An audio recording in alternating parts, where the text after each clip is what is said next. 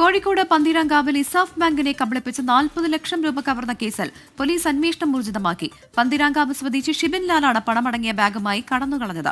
ഇടപാടിനായി കൊണ്ടുവന്ന പണം ബാങ്ക് ജീവനക്കാരനായ അരവിന്ദന്റെ കയ്യിൽ നിന്ന് തട്ടിപ്പറിച്ച് പ്രതി സ്കൂട്ടറിൽ രക്ഷപ്പെടുകയായിരുന്നു. സമീർ സി മുഹമ്മദ് വിവരങ്ങളുമായി കോഴിക്കോട്ട് നിന്ന് ചേരുന്നുണ്ട്. സമീർ, വിവരങ്ങൾ എന്താണ്? പോലീസ് ഈ ഘട്ടത്തിൽ കണ്ടെത്തുന്നത് എന്താണ്? സമീർ,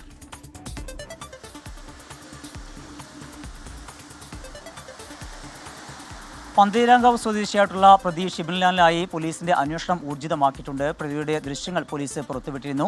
പ്രതി കടന്നുകളഞ്ഞ CCTV ദൃശ്യങ്ങൾ, അതുപോലെ തന്നെ പ്രതിയുടെ മറ്റ് ഫോട്ടോകൾ ഉൾപ്പെടെയാണ് പുറത്തുവിട്ടിരുന്നത്. ആരെങ്കിലും പ്രതിയെ കണ്ടാൽ വളരെ വേഗത്തിൽ വിവരം അറിയിക്കണമെന്നുള്ള അഭ്യർത്ഥനയോടുകൂടി തന്നെയാണ് പോലീസ് ഈ ദൃശ്യങ്ങളെല്ലാം തന്നെ പുറത്തുവിട്ടത്.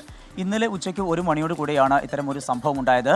ഇസാഫിലെ ജീവനക്കാരായിട്ടുള്ള അരവിന്ദിന്റെ കയ്യിൽ നിന്ന് 40 ലക്ഷം രൂപ അടങ്ങിയ ബാഗുമായി പ്രതി ഷിബിൻ ലാൽ കടന്നു കളയുകയായിരുന്നു. ഇസാഫ് ബാങ്കിൽ നിക്ഷേപിക്കാൻ വേണ്ടിക്കൊണ്ട് ആണ് ഇത്തരത്തിലുള്ള ഒരു നീക്കം നടന്നത്. അതായത് ഈ പ്രതി ഈ ബാങ്ക് ജീവനക്കാരെ കബളിപ്പിക്കുകയായിരുന്നു.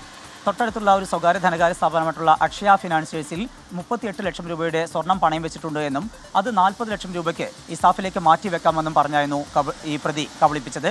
അതിൻ്റെ ഭാഗമായിക്കൊണ്ടാണ് ഇസാഫിലെ ജീവനക്കാരനായിട്ടുള്ള അരവിന്ദൻ ഈ പണവുമായി എത്തിയത്. ആ വേളയിലാണ് ഈ പ്രതി ഈ അക്ഷയയുടെ മുന്നിൽ വെച്ചുകൊണ്ട് ഈ പണവുമായി കടന്നു കളഞ്ഞത്. സ്കൂട്ടറിലാണ് പ്രതി രക്ഷപ്പെട്ടത്.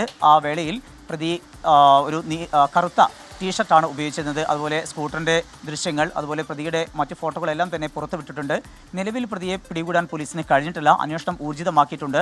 പ്രതിയെ സംബന്ധിച്ചുള്ള വിവരങ്ങൾ ലഭ്യമായാൽ അത് ഉടൻ തന്നെ വിവരം അറിയിക്കണം എന്നുള്ള കാര്യം പോലീസ് പങ്കുവയ്ക്കുന്നു. ഒപ്പം തന്നെ ഇതുമായി ബന്ധപ്പെട്ട മറ്റൊരു പ്രധാനപ്പെട്ട കാര്യമുള്ളത്, ഈ പ്രതിയുടെ ഇടപാടുകളുമായി ബന്ധപ്പെട്ടുള്ള അന്വേഷണം കൂടി നടക്കുന്നുണ്ട്. ഇത്തരത്തിലുള്ള ഒരു വലിയ സാമ്പത്തിക സ്രോതസ്സുള്ള വ്യക്തിയല്ല എന്നറിഞ്ഞിട്ടും ഇത്തരം ഒരു ഇടപാടിലേക്ക് ഇസാഫ് ബാങ്ക് കടന്നത് എങ്ങനെ എന്നുള്ള സംശയം കൂടി പോലീസിനുണ്ട്. ഇതുമായി ബന്ധപ്പെട്ടാണ് ഇസാഫിലെ ജീവനക്കാരെ പോലീസ് വിശദമായി ചോദ്യം ചെയ്തത്. അത് ആ വേളയിലൊന്നും ഈ കവർച്ചയ്ക്ക് പിന്നിൽ ഇവർക്ക് പങ്കുണ്ട് എന്ന് പോലീസിന് കണ്ടെത്താൻ കഴിഞ്ഞിട്ടില്ല. എന്നാൽ അത്തരം ഒരു സംശയം നിലനിൽക്കുന്നുണ്ട്.